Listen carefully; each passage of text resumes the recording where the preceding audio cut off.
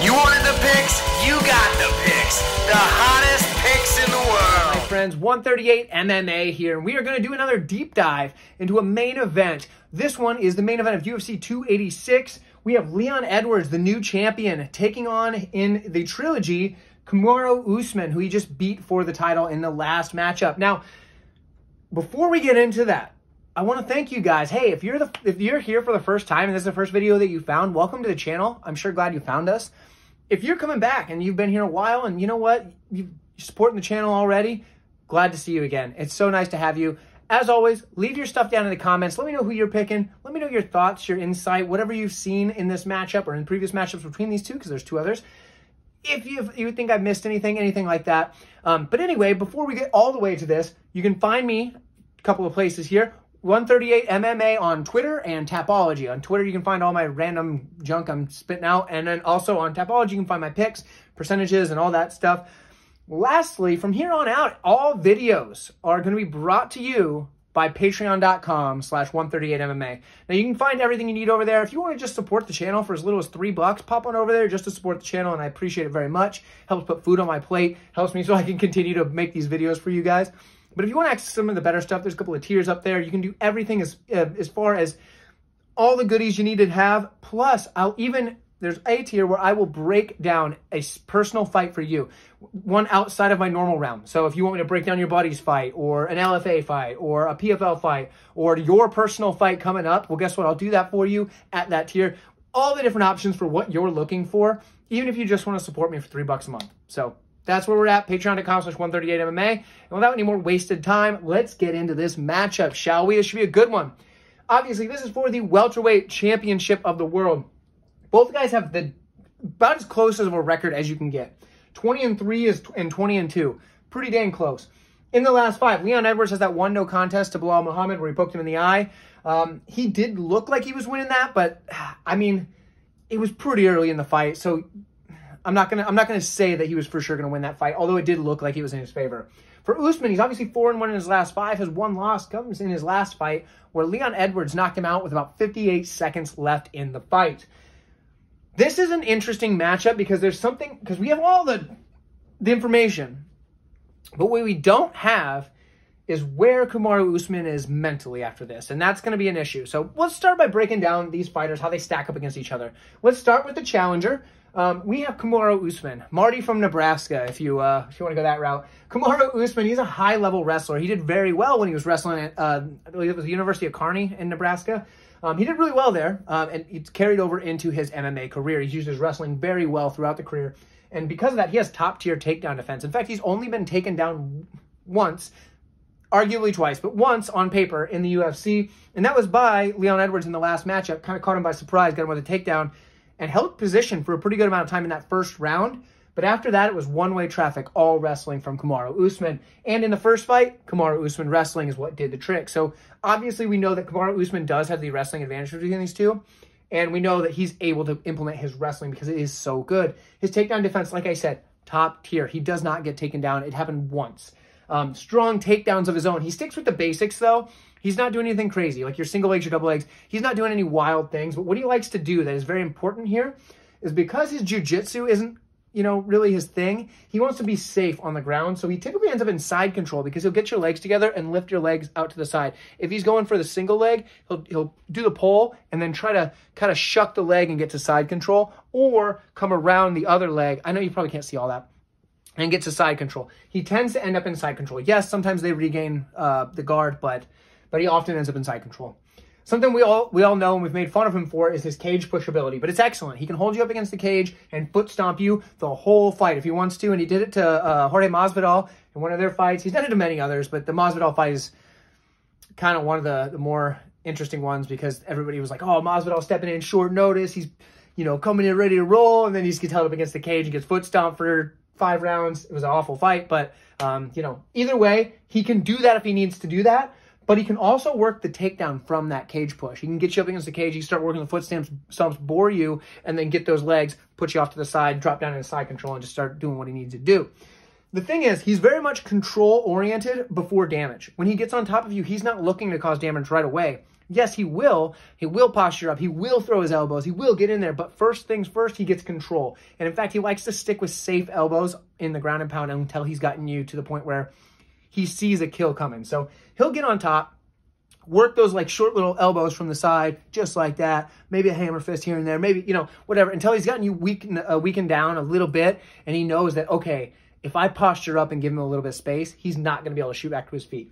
So he's very much control before damage. And you know he's not really looking for submissions. He's basically looking for that ground and pound. He'll take the submission if you give it to him. Don't get me wrong. It's not like he has like an aversion to submissions. That's not true. But he definitely is looking for the ground and pound there. On the feet, he has decent boxing that he's developed while he was been in the UFC, because before the UFC, he really didn't have it at all. But I think a lot of it comes from the threat of the takedown. The threat of his takedown is, since it's such a strong wrestling background, guys are looking for that takedown, and his boxing has opened up because of that. He does have a really nice 1-2, and I think a part of that is also just because he's got a lot of power and has really long arms. So he's able to throw that 1-2 nice and straight down the middle, and when he hits you, it hurts. Like, he knocked out Masvidal, we know that, put him into the shadow realm. He also knocked out Gilbert Burns.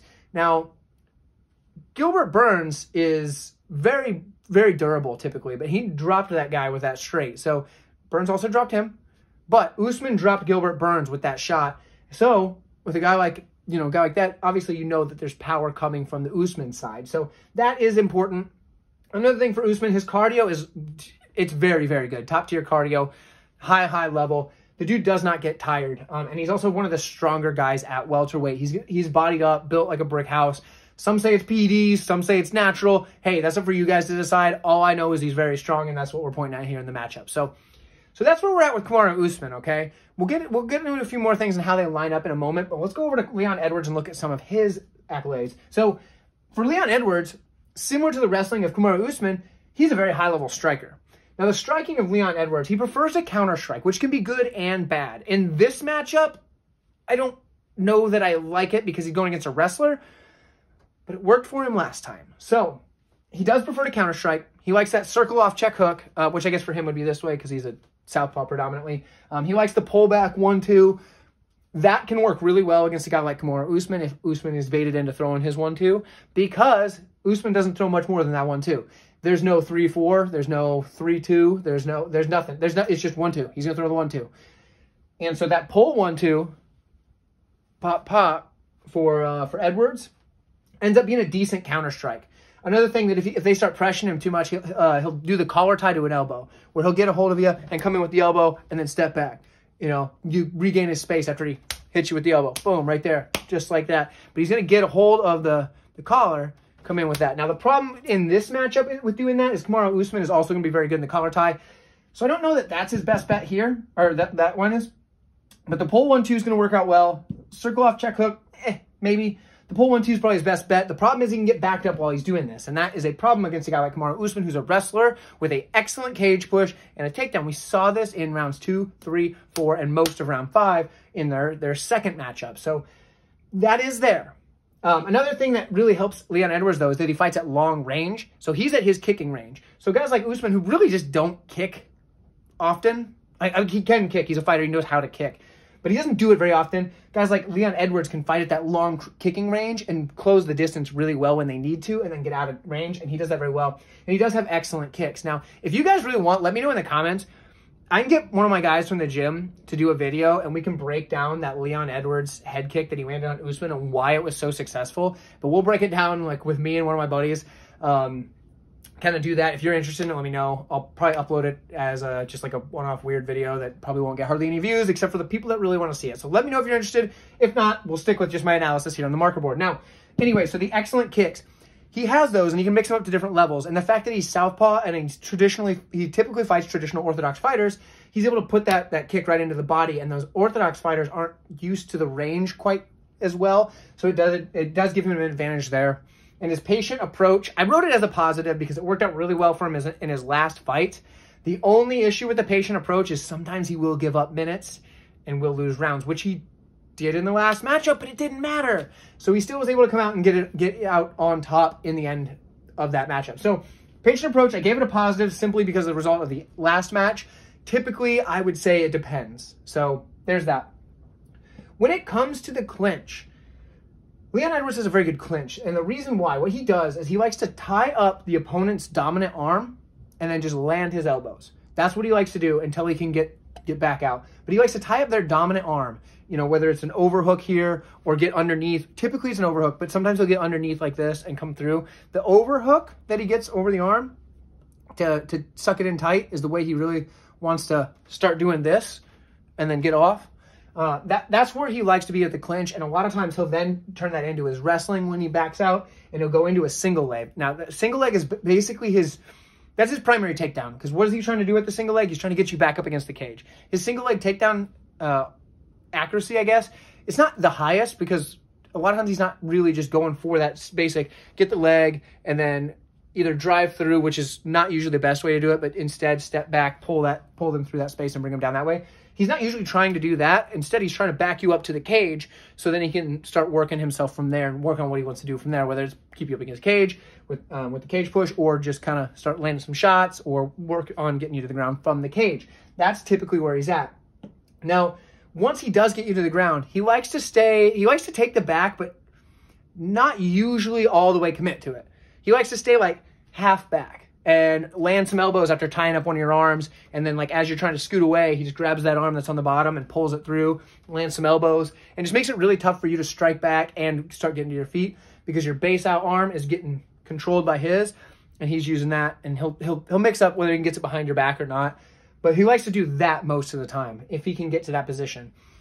He doesn't use a lot of like traditional jiu-jitsu once he's on the ground. He has it, don't get me wrong, he's a fighter kind of like Usman in his kicks, but he typically is going to work that, you know, half back and start landing ground and pound. Now, he'll take like a choke if you give it to him after he's hit you. Don't worry, don't get me wrong there. He's going for those things, but ideally he's landing those elbows and he's trapping an arm. So that's what he's going for.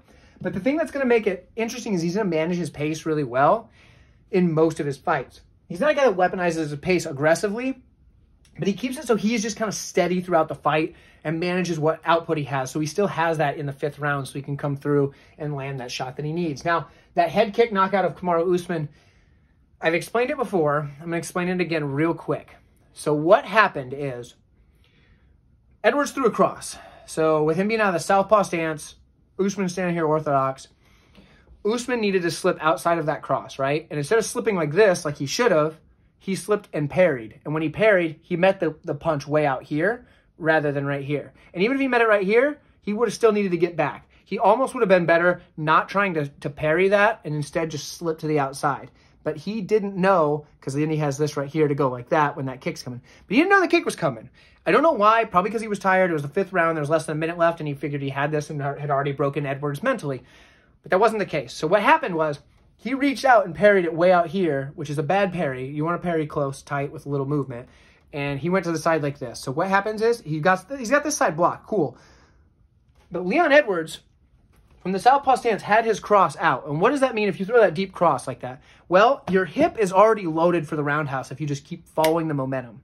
My coach used to teach me this all the time. This is why I'm so good at breaking this kick down. I'm kind of patting myself on the back there. It's because this was a kick that I used a lot, although typically from the orthodox stance, not always, but typically. So anyway, when you throw it, your hip is already here. Follow that momentum through, because if you got them to slip the punch, their head is on its way towards your foot. So you can connect with your shin to their face in that same fluid motion, bringing the hip through, and wah-wah!